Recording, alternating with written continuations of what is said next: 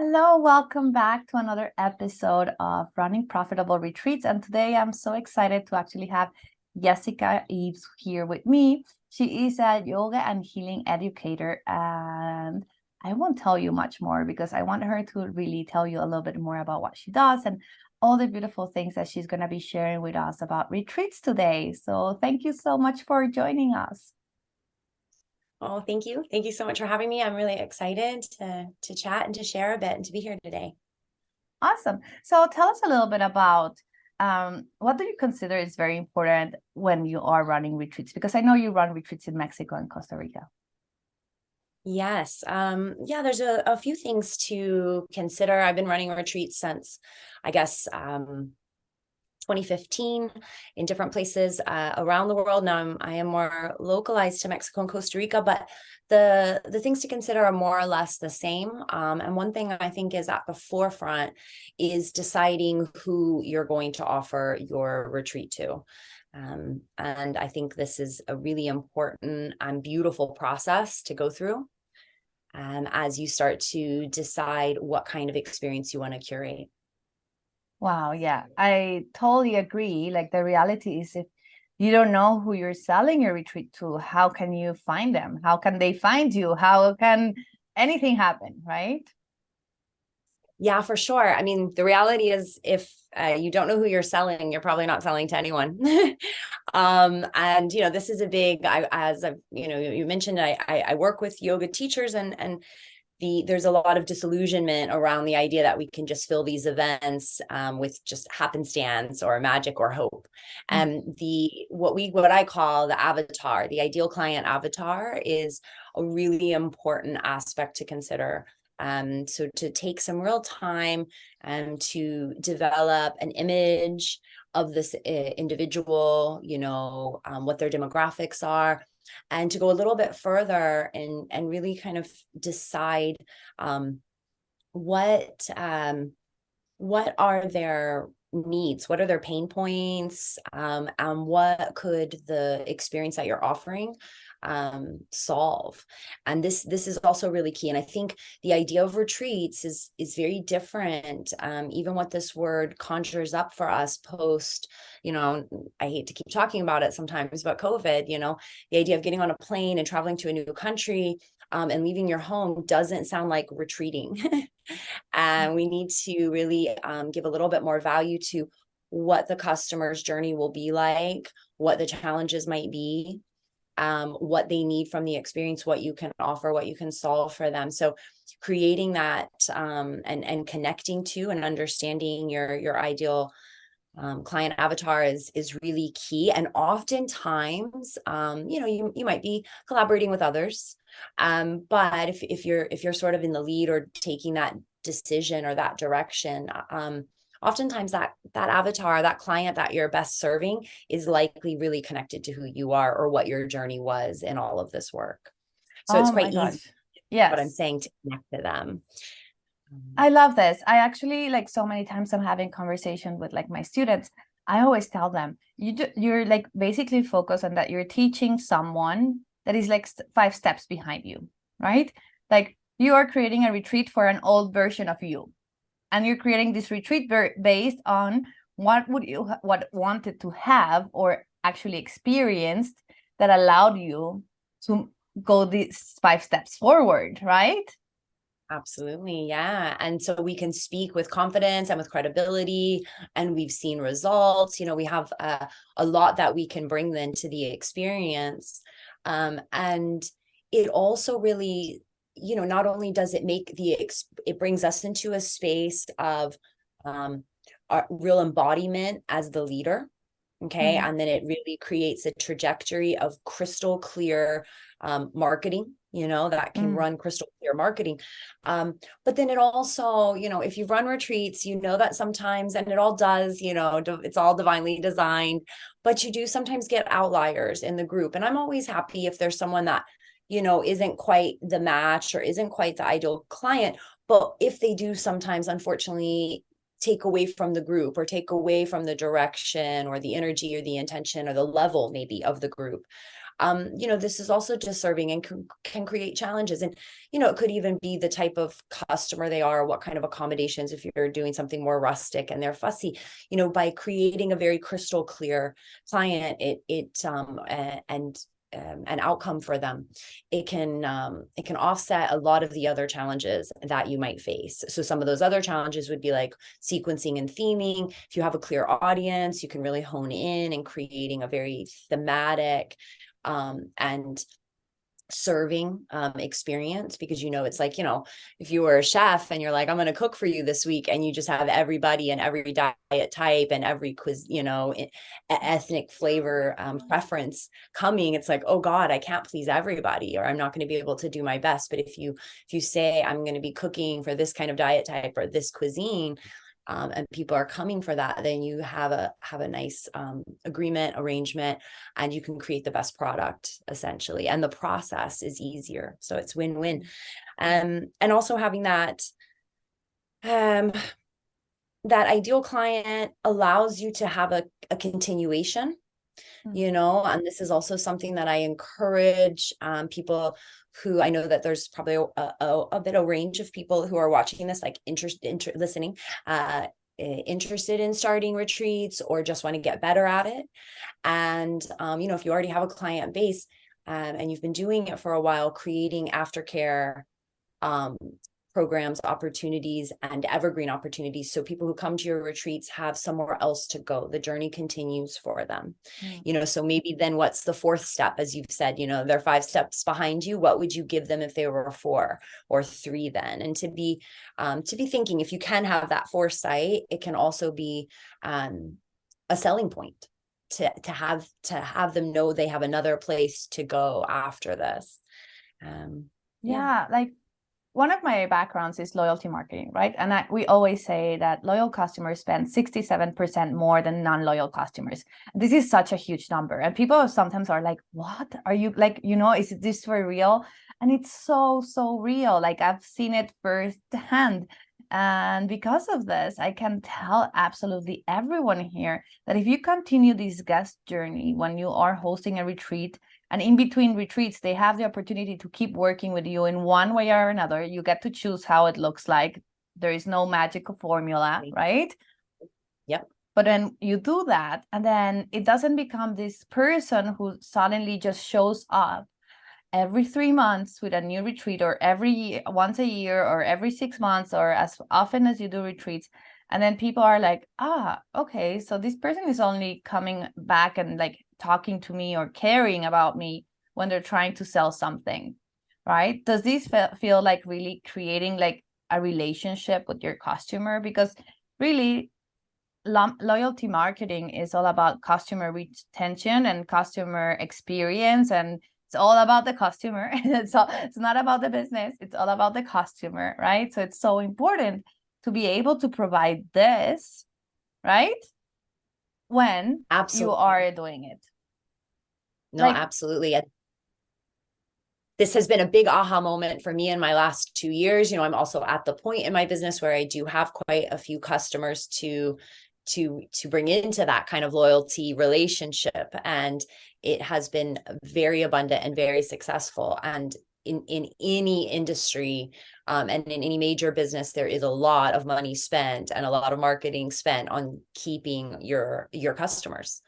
And so if we're offering events, one-off events, and that also is that there's some sort of perverse and subtle mindset of the hustle in this industry, like, okay, next event, I'm going here, I'm going there. And I'm all for being not so rigid and planning and controlling and mapping out every moment of our calendar.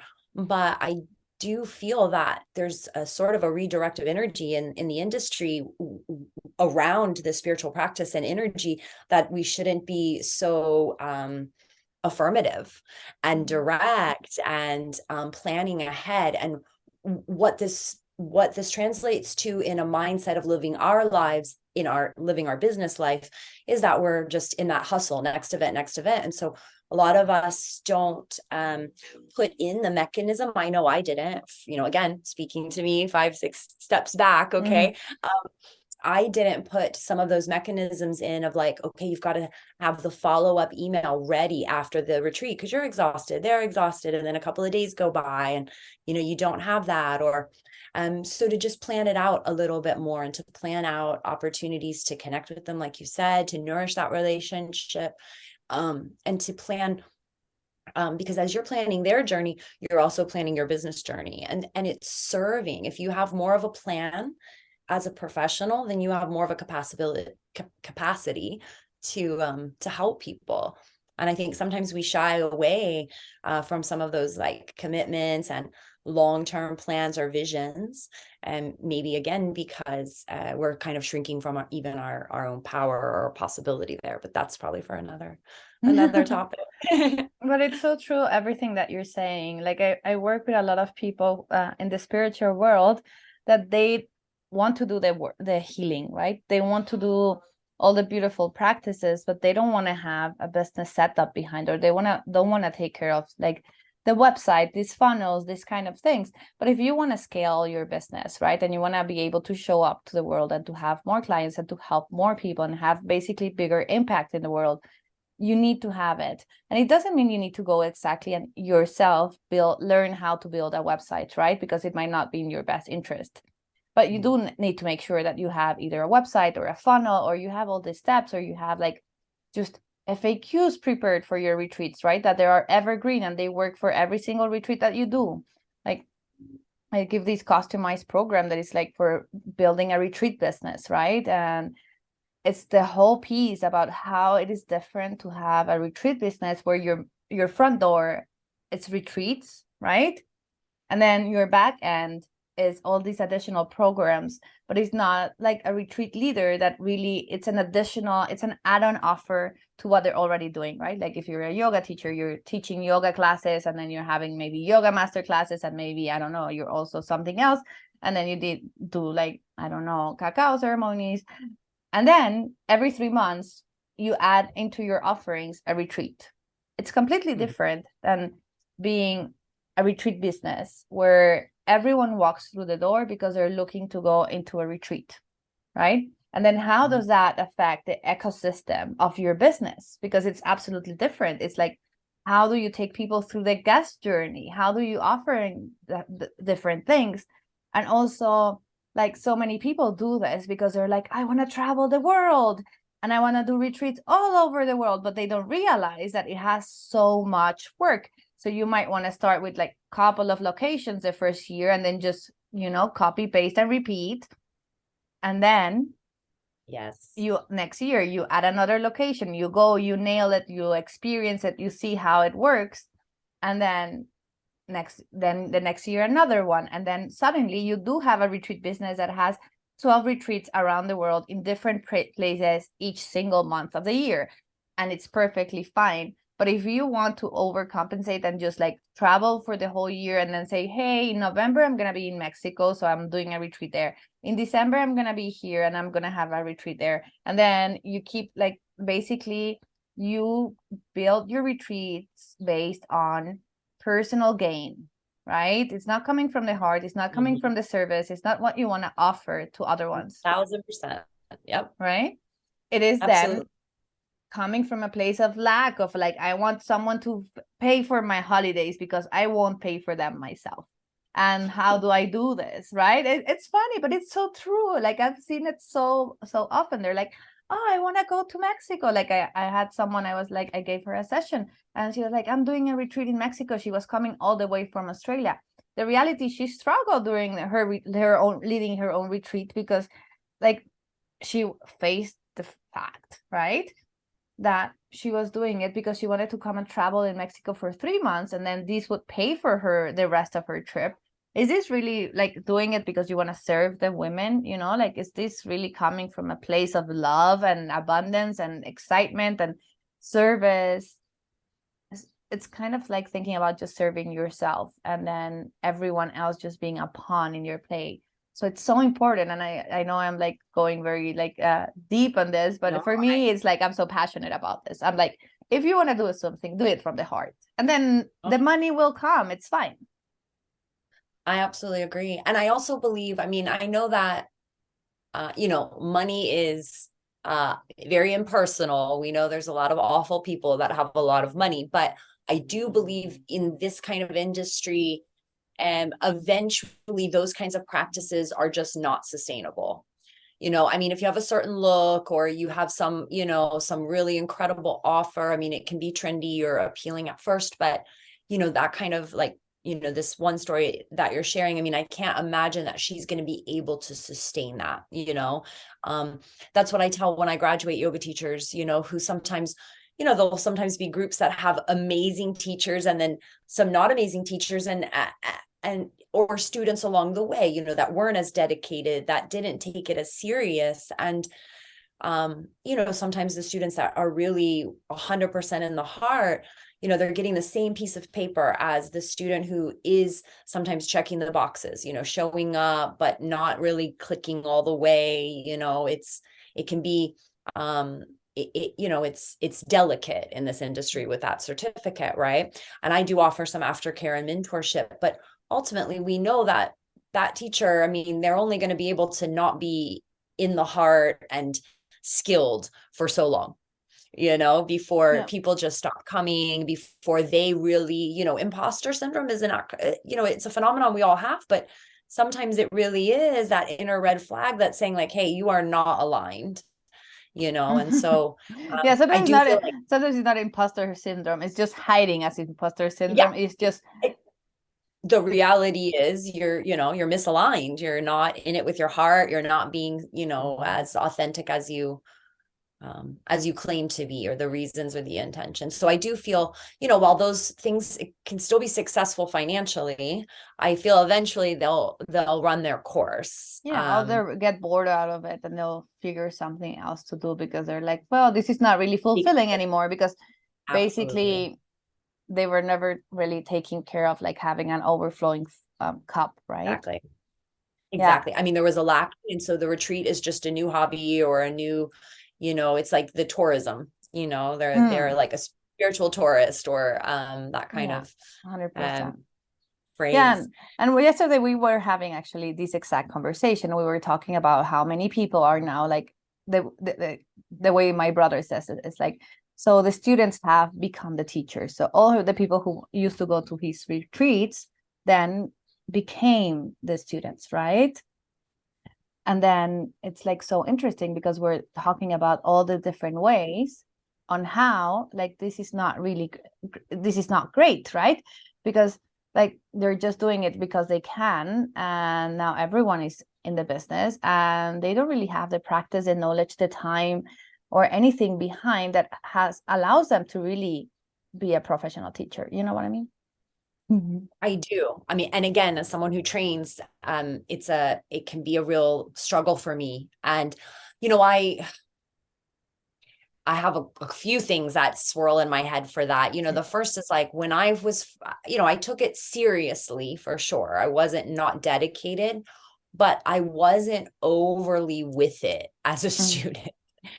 In my first training, I'm sure if you polled the people in the room, none of them would think I would be where I am right now. None of them would think I've taught 15,000 hours and have, a 200 and a 300 hour school and the skills and the knowledge, and the continued practice. So there is, I do feel that, and we know with all this energy stuff that time and that kind of stuff really doesn't have so much value always. Like I do think that a young person can come in and really change things up and really be a teacher, but it is being diluted. Absolutely. It's definitely being diluted. And, I do believe that this process is a living, breathing. What I mean by the process is like student teacher transmission and training, and it is getting saturated. It is definitely a saturate. When I started my school 6 years ago, and I had no idea how many people had taken yoga teacher training. Like I had start to quit my job. And I remember Googling the statistics and then starting to like reach into my network of like who might want to take a yoga teacher training with me. And like everybody I knew, people I didn't even think did yoga, had taken a training before. I was like, what? I mean, that was a while ago. And now, you can buy it for like $99 online. Like what? Like Yeah. what? But it's, so it is a living, breathing tradition. It's changing. Thank God it's living, breathing tradition, because us women now are a part of it. It wasn't that way before. So, there's to absorb it and to notice some of these areas that it is being diluted. But I also feel one of the things I wanted to say is that, I do some specialized trainings as well. And there's always this element of just like, what is space holding? And it doesn't have to be like this work is bigger than us. Mm-hmm. And, as you said, like if we're in it for our heart and in it to help people, our shortcomings, our maybe lack of experience, is going to be compensated for the power of the practice. And I also find that less is more. So the two sort of advice pieces I was going to speak to that kind of connect here is, I know when I first started doing my retreats, I really wanted people to feel like they had such value and their day was just so packed with and the feedback that I would get would be, less stuff, less yoga, less like, I don't want to do 2 90-minute classes a day on a retreat, lady. Like, no, so less is more, and even less formal things, and going back, what I call like go old school. I was a school teacher for years and a curriculum designer. Think about the activities you did, like the games you played as a kid, the community builders you did. Pinterest is a great place to find those kinds of activities. Even things if you grew up in a church group, that you would do, and small things, writing, like things that aren't prolific, shamanic, Yeah, going ceremonial. back to basics. Yeah, cacao, that, it's just the basic stuff can be super powerful. And especially if you know your group.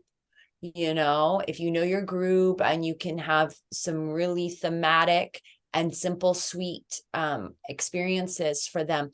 I do think that there is opportunity for people to not necessarily step into the role of teacher. There's a lot of what we, a lot of what we see, I joke too, is a little bit of like Simon Says, if we're talking about like, let's say yoga classes, it's like, just do this. No one's teaching you anything, like, so same thing at a retreat. There may not need to be a transmission of knowledge, let's say, but this idea of holding space, of holding space and allowing the healing, or the let's say healing, depending on what the intention of the retreat is, but we'll kind of put it under the umbrella of healing. The healing is a natural process.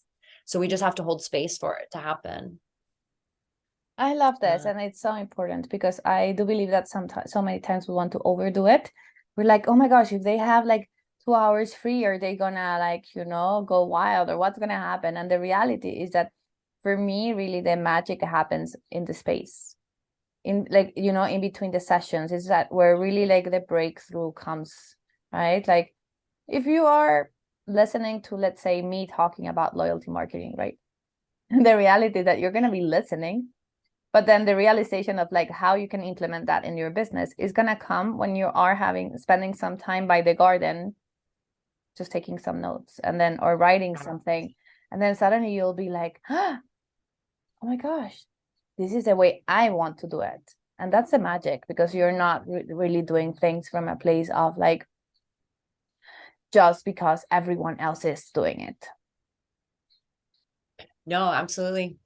I think the space that these experience give, it is the experience a lot of times. I mean, I don't want to sell anyone's content down, including my own. I mean, I have some real, tools and strategies and that I can share, but it is the space. It is the space and the experience that is of the extreme value, and the access to you or to me. So if I'm in that garden and I get this moment that I then have access to go back to you and say like, hey, so you're talking about loyalty marketing and I just had this moment, and and it's again that, that evolution that we get to have together, this evolving constellation that we have in the space. So yeah, it's they can be really, really powerful containers. And I do feel that sometimes the more novice teacher, or again, because it is a little bit, tongue in cheek, like, oh, we've got another, I think we joked last time we talked, like, oh, another 22-year-old shaman.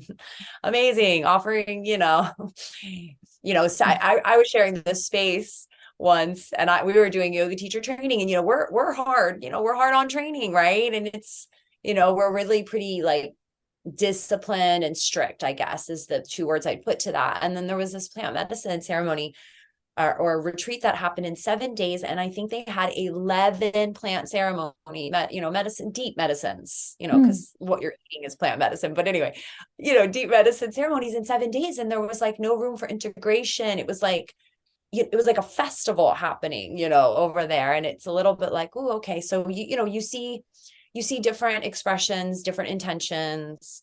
You might see things in the industry that make us feel a little bit like, all right, well, that's not where I hope it continues to go, or that's not the work I'm trying to promote. But the reality is, the healing happens for all different shapes and sizes of people with all different, kind of journeys and paths. And I think that sometimes these less experienced people can certainly, or teachers can certainly hold really transformative spaces. And this is again what you said about the customer or the client, because it ultimately really isn't about us. I believe we should be, in a space of our purest, highest self as a vessel, and that intention for sure. But as we also were talking about marketing, a lot of times people are selling the event, right? Or them, like, the modalities, you're going to get ice baths and you're going to get this. No one cares. No one cares really of what they're going to do. Sometimes they don't even know, or they think it's this other thing, and they say, you say sound healing and they think brass bowls, but I got a gong. I mean, they don't know, or the marketing and the message and the magic is not actually about us. It's about them. So, so it's what the retreat is going to give them, what they're going to walk away, not what they need to, why they want to walk in it. Okay. Is not all the things we're going to do. It's, they want to walk into it because of how they're going to walk out of it. And it's the same in the space, that again, it's really about giving them the space. I love this. I think this is so powerful. It's like really, really important. And I think it's like a great message to like finish our conversation in this way, because it's like, so like really it's like bringing it back to everything that we've been speaking, and how I feel everything connected very beautiful in this way of like, really when you're doing something, you think about your client, and then how does that affect every single thing that you do, and then how at the end of the day, once again, it's all about the client, it's all about like the transformation, it's all about the results, it's all about what they're getting out of it, right? If it's just like a retreat to relax, like where they're doing nothing and that's what they need, they're gonna come because they are looking for this thing specifically. Yeah, absolutely. Yeah, thank you so much. It's been nice to share. How can people find you? Yeah, well, please, they can find me on everything is With Grace and Joy. So Instagram, With Grace and Joy, they're the names of my daughters. My website is withgraceandjoy.com, and also on Facebook, you can find me there. I also run a private Facebook group mentoring yoga teachers and healers, what I call New Paradigm Visionaries.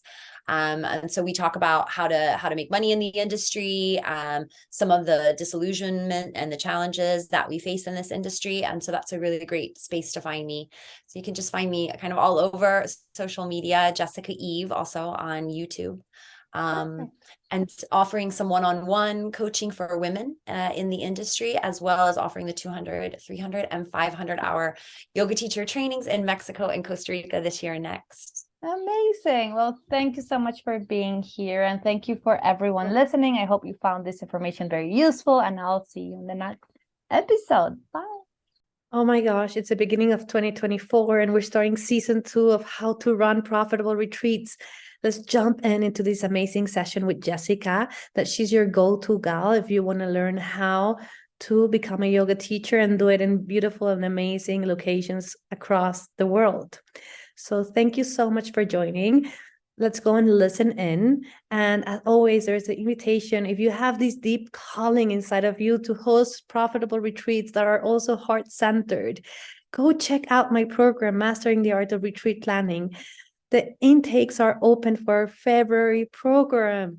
And it's going to be such an amazing, beautiful, and cohesive program where so many people are going to join. And we're going to be able to create this in a way that it's so tailored to your needs, because the way I run my business is in a boutique style. So you get tons of me, tons of support from everyone else joining this program. Go and check out the website. You can find the link below in the caption. All right. Now let's go and listen to the interview with Jessyca. Bye.